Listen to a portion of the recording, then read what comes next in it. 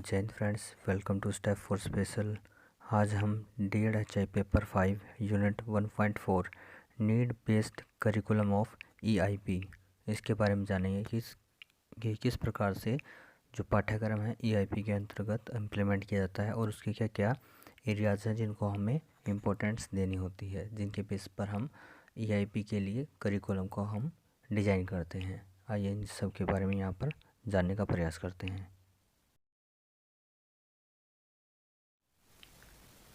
आइए इसके अंदर जानते हैं। जल हस्ताक्षेपण के तहत नवजात और डेवलपमेंटल डिले वाले बच्चों में सामान्य विकास के लिए प्रयास किए जाते हैं।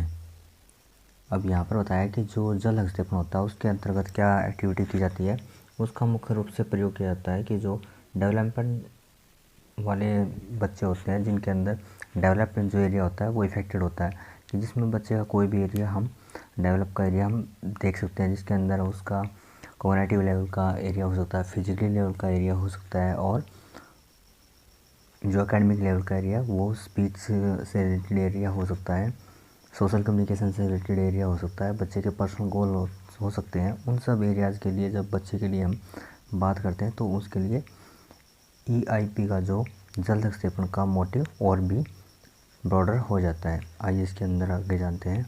EIP का पाठ्यक्रम आवश्यकता आधारित होना इसलिए आवश्यक है, और जब तक पाठ्यक्रम उनकी आवश्यकता के अनुरूप नहीं होगा तब तक हस्ताक्षेपण कार्यक्रम सफल नहीं होगा। अब यहाँ पर बताया कि जो बच्चे की आवश्यकता है उसकी नीड के अकॉर्डिंग अगर जो पाठ्यक्रम है वह डिज़ाइन नहीं किया गया है, उसके अकॉर्डिंग अगर वह लागू नहीं किया जाता है तो बच्चे का जो हस्ताक्षेपण का मोटिव है वह कंप्लीट नहीं हो पाएगा।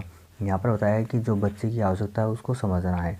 आवश्यकता इन द सेंस मतलब हम कह सकते हैं कि बच्चा अगर HI है तो उसके लिए, CP है तो उसके लिए, और ID बच्चा है तो उसके लिए जो अलग अलग नीड्स होती हैं उन सब को समझते हुए हमें जो अर्ली इंटरवेंशन का प्लान है वो हमें डेवलप करना पड़ेगा, उसके लिए तैयारियां करनी पड़ेगी। ये यहाँ पर बच्चे की जो आवश्यकता है उसके बारे में बात कही गई है। As per need of child. हस्ताक्षेपण कार्यक्रम के पाठ्यक्रम में मुख्य रूप से सामाजिक संवेगिक विकास, ग्रहणात्मक और व्यक्तात्मक भाषा। अब यहाँ पर बताया गया कि जो सोशल एरियाज़ के अंदर बच्चे का जो डेवलपमेंट होता है वो सोशल एरियाज़ हम कह सकते हैं कि जो कम्युनिटी में एक दूसरे के साथ इंटरेक्ट करने की जो स्किल्स होती है बच्चा उसके अंदर किस प्रकार से डेवलपमेंट कर रहा है। अब यहाँ पर जो ग्रहणात्मक है वो है रिसेप्टिव जो स्किल होती है उसके लिए बात कही गई। यहाँ पे ये होता है फिर एक्सप्रेसिव, कि जो बच्चे की डिमांड होती है उनको किस प्रकार से वह एक्सप्रेस कर सकता है, दूसरों को बता सकता है, समझा सकता है। फिर उसके लिए जो गोल सेट किए जाते हैं उसके अंदर होता है ग्रॉस मोटर, फाइन मोटर गोल, संज्ञानात्मक और प्री एकेडमिक स्किल्स और सेल्फ हेल्प स्किल्स। अब यहाँ पर हम समझ सकते हैं कि जो ग्रॉस मोटर जो स्किल्स हैं, जो एरियाज़ हैं, उसके लिए हम बच्चे के जो ग्रॉस मोटर के एरियाज़ हैं उनको हम सेट करेंगे, और उन्हीं को समझते हुए बच्चे के लिए हम अर्ली इंटरवेंशन के जो प्रोग्राम्स हैं उनके लिए स्टेप बाय स्टेप जो गोल हैं वो सेट करेंगे।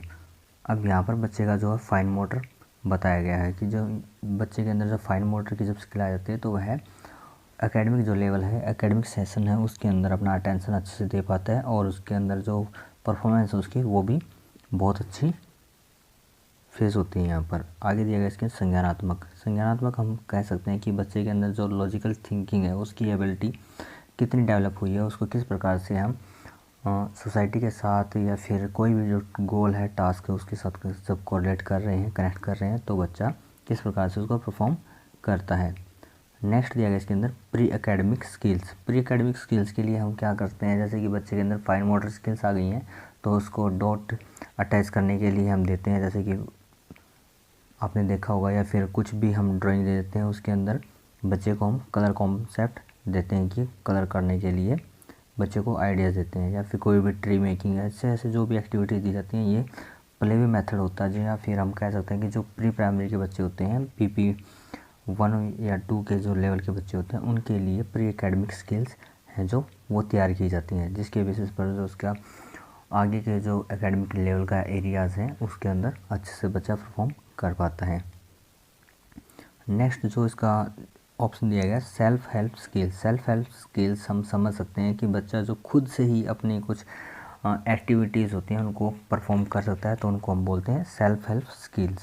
सेल्फ हेल्प, अब ये वाली स्किल्स को हम दूसरे नाम से भी जानते हैं जिनको हम बोल सकते हैं ADL। अब इन्हीं जो स्किल्स को हम दूसरे नाम से भी जानते हैं ADL एक्टिविटीज़।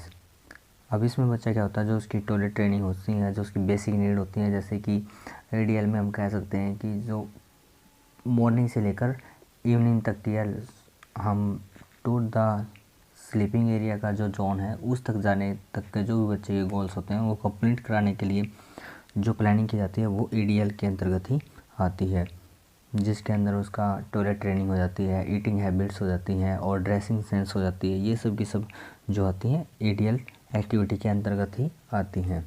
अब इन सब एरियाज़ को ध्यान में रखते हुए इनको शामिल करने के बाद ही हम जो EIP है उसके गोल्स को अचीव कर सकते हैं। अब यहाँ पर जो EIP का मतलब बताया गया कि जल्द हस्तक्षेप, कि बच्चे के साथ जो समस्या हो गई है उसका जो बुरा प्रभाव है उसका और अधिक उसके डेवलपमेंट के एरियाज़ पर ना पड़े, इसलिए हम जो IEP है उसका जो EIP है उसका प्रयोग करते हैं ताकि बच्चा अपने ओवरऑल डेवलपमेंट के एरियाज़ को अच्छे से अटैम्प्ट कर सके, प्राप्त कर सके। ये यहाँ पर बताया गया है। नेक्स्ट वीडियो में हम जानेंगे unit 1.5 school readiness for children with hearing impairment. आइए हम इसके बारे में नेक्स्ट वीडियो में हम डिस्कस करेंगे। Thank you friends.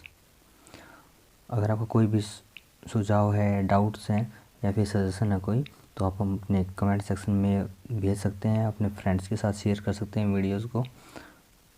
और आपका अगर कोई प्रैक्टिकल एरिया से संबंधित भी कोई क्वेश्चन है या फिर क्वेरी है उसको भी हम अच्छे से अप्लाई कर सकते हैं, वो आप जो आपका कमेंट एरिया उसमें रिप्लाई कर सकते हैं।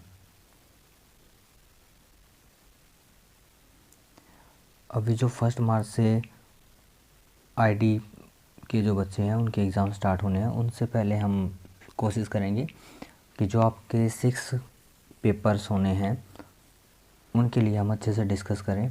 अब यहाँ पर हम लाइव सेशन है उसके लिए प्लानिंग कर रहे हैं कि अब आपके लिए जो लाइव सेशंस हैं वो हों, ताकि आपके जो क्वेश्चंस हैं वो अच्छे से पुटअप हो सके और आप अच्छे से जो आपका स्कोरिंग है एग्ज़ाम में वो करा सकें। थ्योरी पेपर में किस प्रकार से अटैम्प्ट करना उन सभी एरियाज़ के लिए हम डिस्कस करेंगे।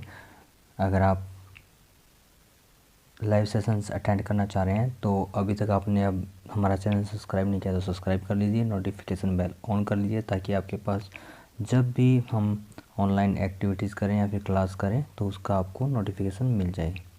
ये यहाँ पर सभी से रिक्वेस्ट है कि आप इसके थ्रू आप कनेक्ट हो सकते हैं और अपने जो भी आपके क्वेश्चन हैं या डाउट हैं वहाँ पर आप कमेंट सेक्शन में छोड़ सकते हैं उसको। Thank you friends.